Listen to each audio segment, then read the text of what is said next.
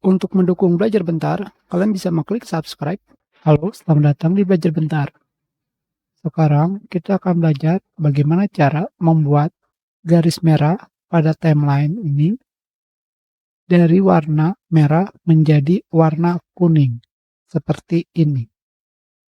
Di sini merah, di sini kuning. Bagaimana caranya? Caranya sangat mudah.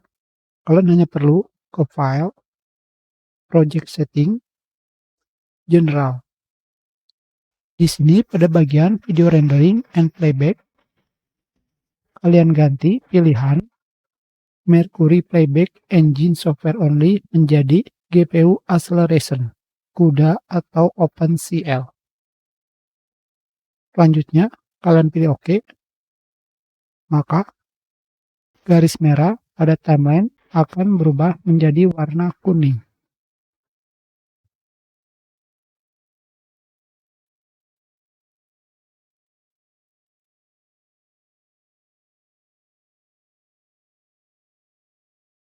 Sekarang, di sini, jika kita memberikan efek seperti ini,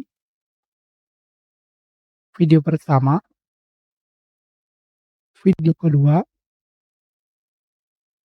video ketiga,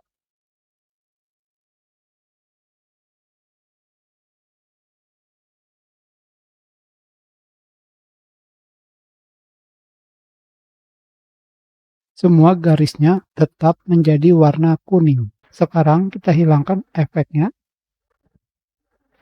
Seperti ini, 3 video tersebut sudah tidak memiliki efek lagi. Kembali ke File, Project Setting, General, Fade Only.